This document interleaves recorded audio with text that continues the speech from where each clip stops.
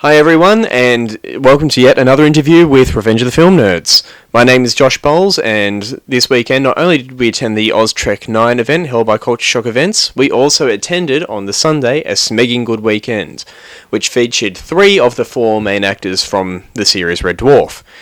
It featured Craig Charles, who played Lister, Robert Llewellyn, who played Crichton, and John-Jules, who played the Cat. We got to interview each of those guys over the course of the weekend. The first interview that you'll be seeing featured John-Jules and Craig Charles, and the second, which follows immediately thereafter, is our interview with Robert Llewellyn, which just so happened to be also crashed by Craig Charles. We couldn't keep a good guy out. Enjoy. Hi everyone, welcome to another interview with Revenge of the Film Nerds. I'm Josh Bowles, and I am sitting with Craig Charles, aka Lister from Red Dwarf, and from the same TV show, I've also got John-Jules, who was the Cat. So, I'll start with you, Craig. How's your time been so far in the country? Well, I've loved it. We were in Melbourne, which is nowhere near as nice as Sydney, by the way. Beautiful. Ka-ching. I'll pay you later. No, we were in Melbourne for a few days. We had a ball there. The people in Melbourne were actually lovely to us, and we did that convention, and it went really well. It was all sold out, and the people seemed to be really happy, and they were really friendly and really fun. And then we've flown into Sydney, and the same can apply. So it's going really swimmingly well. I'm really enjoying it.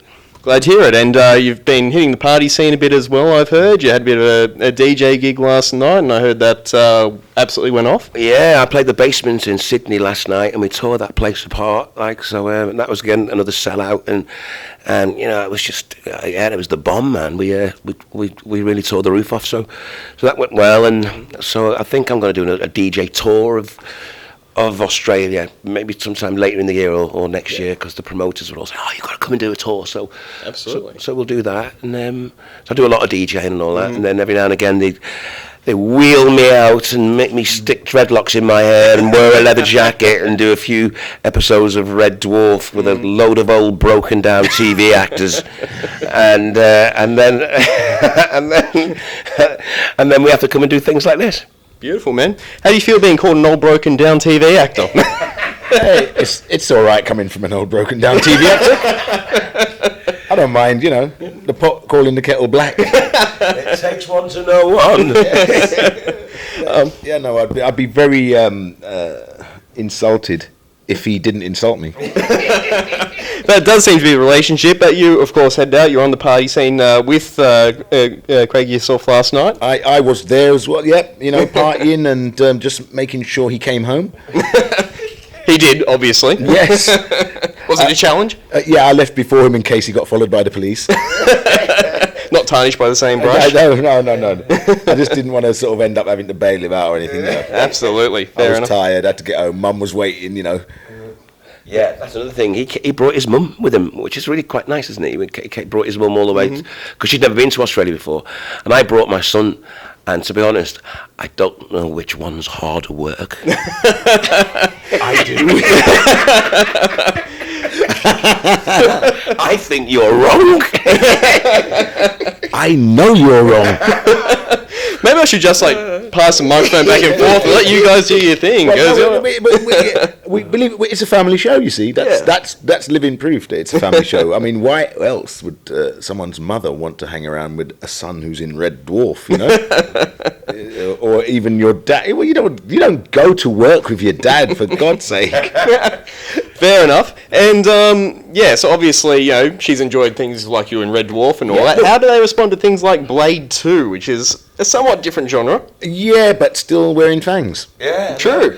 You know, they only gave him the part because he had his own teeth. That's right. It all helped. You know, Guillermo del Toro gave me the part because, you know, it was going to save him like $200 on his budget. You know.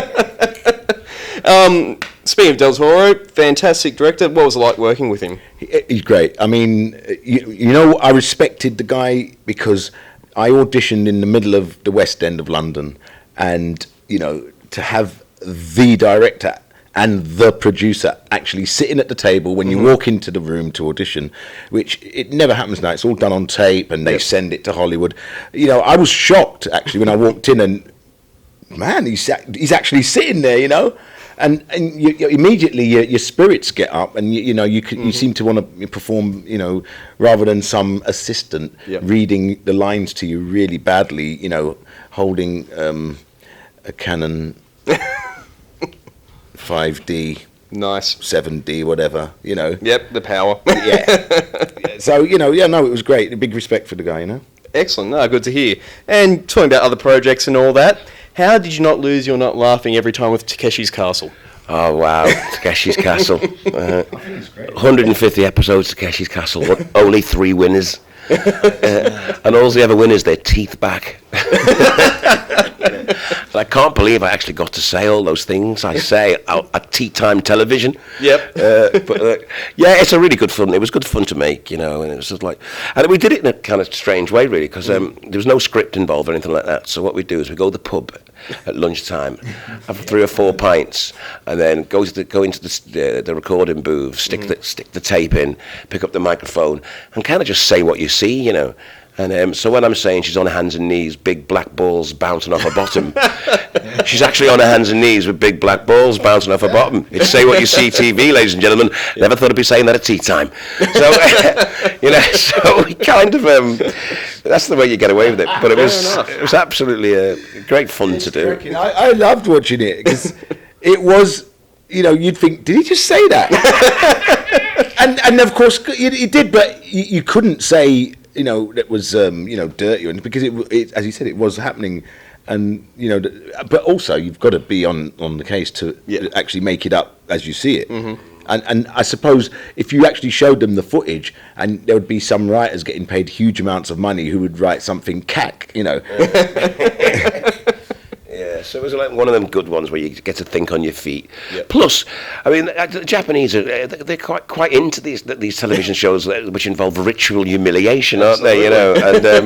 And when you see them running like 30 miles an hour at a door, and it might be a paper door or a wooden door, and they bounce off 30 feet because it's a wooden door. You're like, ow! You're feeling it with them, but it's like, I shouldn't be laughing. Yeah, and they run like, they're doing 100 metres at these stepping stones, going down, and they come down the ribs, you think, call an air ambulance, And would you say that probably got you Robot Wars? I'd be shot by my cameraman here if I didn't bring that up. No, I think Robot Wars was before. First. Yeah, Robot Wars was before. Yeah. No, I think Red Dwarf probably got me Robot Wars, with all that sort of be involved in sort of science fiction based stuff and all that. And that was another weird show, because like the first day of filming on Robot Wars, none of the robots would work. So they're getting pulled into the arena with invisible twine, and I'm thinking, oh my God, what have I done with my career? And the next minute, I'm thinking, this is, I don't know. Next minute, it's the #1 show on BBC One, on BBC Two, and then when Red Dwarf goes out, it's the #2 show on BBC Two. So I've got the #1 show and the #2 show on BBC Two, and rumours of my death greatly exaggerated. It's a hard life, isn't it? It's weird though, because you wouldn't think such a quirky thing as Red Dwarf would take off, and such a quirky thing as like Robot Wars would take off. And Robert's done that Scrap Heap Challenge thing, which was like another quirky show, and that was a big hit on Channel 4. British Empire. Chris was on British Empire. I was on Maid Marian. I mean, they hated us. We were on every channel all week. If it wasn't Chris on British or Robert on, he did iCamera and Scrap Heap Challenge, and Chris was doing Massive Engines. And it was just like, get these guys off the telly. I'm sure they weren't saying that. You're getting more money. People wanted it, obviously. You don't know actors. There's a hate mob out there. It's kind of weird though, because I've been on telly since I was 17, and I was just talking about that to someone, and it's quite an achievement in a way, to have been on telly since you were 17 and never have been out of work. especially in this day and age where they're making an awful lot of reality TV, and it's very difficult to get a job as an actor, you know, because like it's keeping up with the Kardashians, or you know, there's a great one from Liverpool called Desperate Scousewives. Yeah. Oh, brilliant! Which I'm sure they just thought of the title and then reverse engineered that television show. You know, the only way is Essex. I mean, to get on television now, you've got to be as thick as two short planks, because that's usually the state of the producers. That's why it's working for me. And talking about other actors as well, we met with Terry Farrell. Terry Farrell, that bitch who took my part. Well, actually, she that's why I'm there, because she wants to humbly apologise. A woman playing an effeminate black man, she thought she should never have been a part of it. It was never going to work. Do you know what? I don't blame her in the least, because if it was me... Is my train coming already? You know, it's like, you know, I feel like Will Smith. Sorry, it's for you. It's my agent. No, you know, you've got to work. I mean, I can't remember her from anything before she did that pilot. I mean, was she, a few bit things and all that, nothing really. Yeah. You know, if you look at what happened to her career after she did the Red Dwarf pilot. Yeah. That's true. So, you know, can you blame anyone for taking a gig? And no. Does she look back now and think, yeah, that was really dumb? Yes. Yeah. But Craig Bierko said the same thing about playing Lister. Well, the guy playing Lister was like 6'5", was so handsome I would have shagged him. I was like, I mean, he looked like Knight Rider. Yeah, he did. He looked like Knight Rider. You see his hair-sprayed helmet of hair and all this. It was like, no. But, you know, the thing about that was that, you know, once you sell your idea to Hollywood, you're selling your derriere as well. Yeah. Because Rob and Doug had to suffer watching this happen to their show. You know, and, you know, do you blame them? You know, someone comes along with the big bag of money and says, you know, you go, yes. Yeah. And then when you actually get into the situation and realise you have no control over your own product, and, you know, you've got to just do what they say, tough titties, isn't it, really? Fair enough. Okay, that was a whole rotten phase in the story of Red Dwarf, all that, because they all did this all behind our backs and all that, you know. And then the next minute we finished. Was it series 6? We finished on series 5. Yeah, it was a horrible moment when we were filming the series. You know, Robert Llewellyn had to sign a confidentiality agreement to say that he would not say anything to the cast, because they, like real typical television people, thought if they told us that we would then drag our heels and not put our efforts into it and be unprofessional. That's what insulted me the most, that they actually thought that we would be unprofessional and not play our parts to 100%. Sure. You know what I mean? Yeah. So that was the only thing that got me. But it also forces you into a situation where you are really chuffed to pieces when your friends fail. His nose off, which was a ritual we've done since series 1.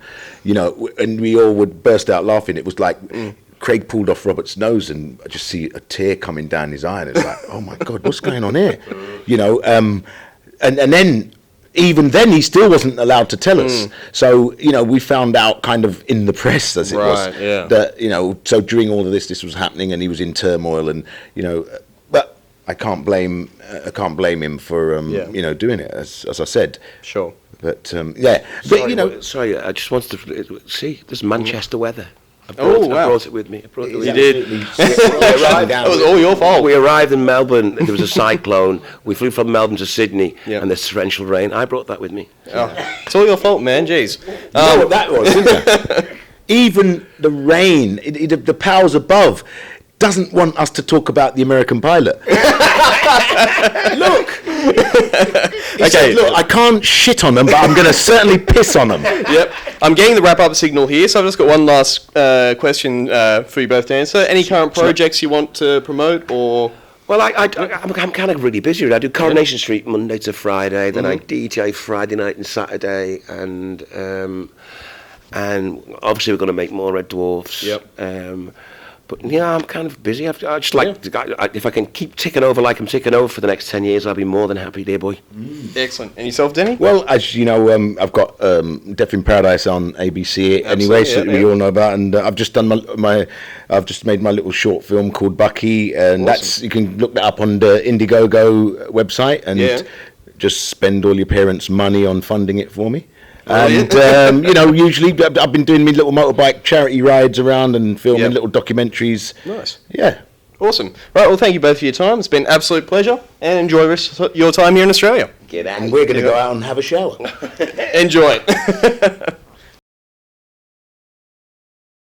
Okay, everyone, welcome back to Revenge of the Film Nerds. This is Josh Bowles speaking again, and this time I'm talking with Robert Llewellyn. You may not recognise him right now, but he was Crichton in Red Dwarf, so you've been in Australia now for a few days. Have you been enjoying yourself? I've been having a very good time. I've actually been here a month. Oh, wow. Yeah, I've been here quite a while, because I'm married to an Australian, so that gives me an added advantage over the rest of the crew when we come here. So I've been with her family and visiting various mates and stuff before I came here.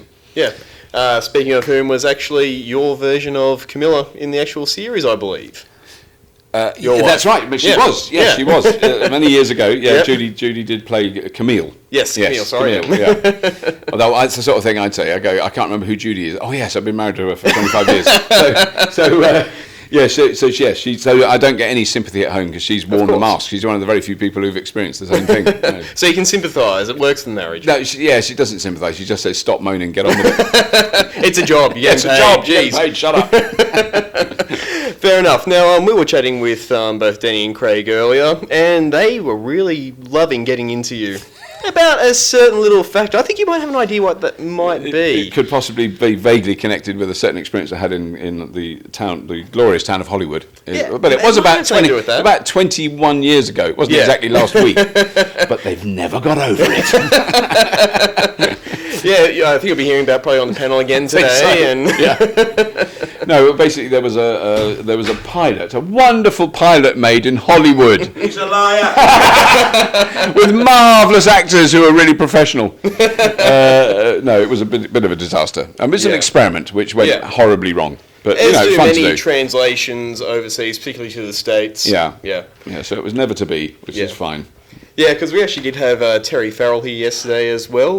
Who was also involved in it, but not. I never met her, so not when I was there. No, that happened after I'd left. So yes, we've effectively been in the same disastrous pilot, but we've never met. Okay, so we know that the other guys have been out partying as soon as they've gotten here.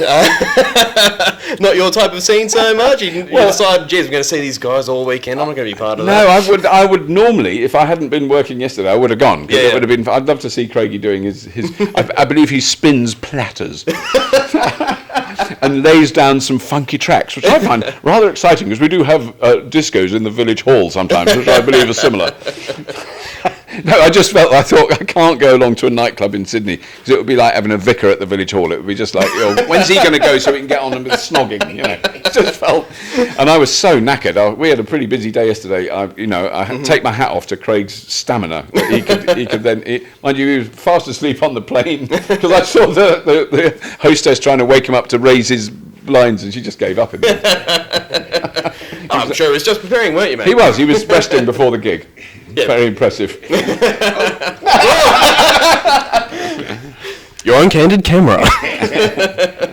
Okay, so you've done the whole Melbourne show. It's clearly would have been exhausted from that. Sure, but it sounds like it was a huge crowd. It was a great day. We had a brilliant time. They were a really lovely crowd. No, it was good. We had good fun. But of course, you've had your panel with Sydney now, and it had to be better, right? It was much better. The Sydney people are just more lovely. There's one or two alarmingly noticeable members of the Sydney. One doesn't know how to say it quite as diplomatically as one should. Female population. Yes, there's one or two members of the female population that did catch our jaded eyes. Fair enough. Yes, there have been a few interesting outfits, that can definitely say for sure. So you mentioned about the makeup before, how you've been told not to moan about it, but your one it seems, you see some of the ones on like your Star Treks and all that, where it looks like it's probably taken 6 hours or something. How long was yours? I mean, it takes about 2 hours, really. I suppose is the new time. I mean, we've done it. We've done it slightly less than that, but really from the point I sit down in the makeup chair to when I'm on the set in costume is a couple of hours, really. So it's much quicker than it used to be. It was the first series when I joined in series 3. Yeah. It was 5 hours. Yeah. I was sitting in the chair for 5. I can't believe it now. There was a club at the time in Manchester called the Hacienda, a big famous club, and me, Danny, and Chris and Norman would go out to the Hacienda. And we'd be partying hearty-marty, and we'd be getting back to the hotel at 5 in the morning, and we'd meet Robert in the lift coming out, because he was going to makeup, and we were going for 5 hours kip. Another thing, I'm sure, it sounds like they were updating quite a bit as well. Come up to the room and have a drink, Bobby. I'm going to work. So unfair. Now, as I said, you joined in Series 3. So you were replacing somebody else who had the walking character. I believe at the start of Series 2, if I remember correctly. Yes, Series 2. Yeah. So what was it like knowing that character had come before? Did you kind of felt slavish to what had gone before? Or? No. Well, I mean, the weird thing was that I think I'd seen about probably 5 episodes of Red Dwarf because I was on stage. That was the thing in those days, that there wasn't any time delay mechanism. If you weren't sitting in front of the telly when it was on, you didn't see it. Basically, it was as simple as that. So I didn't have a video recorder or anything.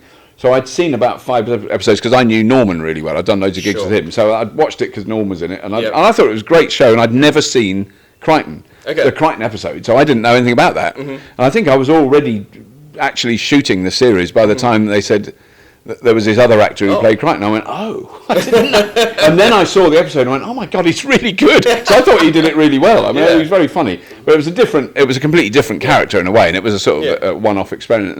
And then when David Ross, who's a lovely bloke, came to he was the voice of Talkie Toaster. I don't know what's that, I think probably series 4. That he came back to do that, and I was sort of slightly worried that he might be an embittered actor that felt and you could tell that it was such a relief. He did one episode and thought, he's a proper actor. He can do actual acting and remember lines, and he's like, do I want to be covered in rubber doing this? And no, I don't. So no, he was a lovely bloke. So you had a blessing. No, he was very sweet and very kind about it. Very nice. I remember him asking us during rehearsals, are you legit? And I said, excuse me? My mum's married to my dad. He goes, no, are you legit? I go, what do you mean legit? Did you go to drama school? I fell about laughing. I think that is the thing that is unusual about Red Dwarf, is that, in fact, none of us went to drama school. We all came out of a kind of live performing background. Right. And so there's a different feel to it then that I don't know what it is, because I've worked with I call them proper actors that are legit, and they have this weird thing called a professional approach, but it's true, and we don't. But the thing is that there's a switch that goes when we're in the costume on the set, and there's an audience and there's cameras. We do the job, and that's everyone. Everyone is like totally 100% focused on it. But there are moments where even 30 seconds before we go on, the amount of arsing about backstage is absolutely ridiculous. And I think you guys surely not. Yeah, and I think proper actors would freak out. They couldn't cope with that because they'd need to. I've got to get into character, and we just go boom, and it's on, isn't it? It is a very different, and I love that. I mean, that's what I feel very comfortable with. I do feel sorry for some proper actors that come onto the show, simply because they do not understand what it's going to be like in front of a live studio audience. They've never done that before. They've done single camera, and they've got music in the background and long lingering looks as the camera pans away, something like that. And it ain't like what we do. I remember Timothy Spall, who did Back to Earth. I mean, fantastic actor and all that. But the first take he did, he couldn't find his tongue, he couldn't find his teeth. He was sweating and shaking like that in front of a live audience doing that really long speech. Actor as well. I mean, it wasn't like that was his first gig. He'd been going for years. It was extraordinary, wasn't it, to see that? He'd done a big comedy, Our Vida Saint Pet, but you forget Our Vida Saint Pet wasn't done in front of an audience. Wow.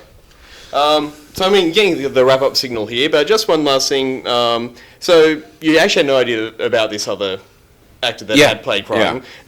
So how did it just seem this character just appeared to you? Or was it just because the seasons he kind of just in a huge jump just go to another place? It just seemed natural? Yeah, it does. I mean, it is hard to recall now because obviously it's quite a long time ago. But I mean, it felt it was very quick. You know, I do remember sort of walking into the rehearsal room the first time I went in and meeting Craig and Dan and Chris, who I didn't know. I'd seen Chris performing, and I guess I'd seen Craigie performing.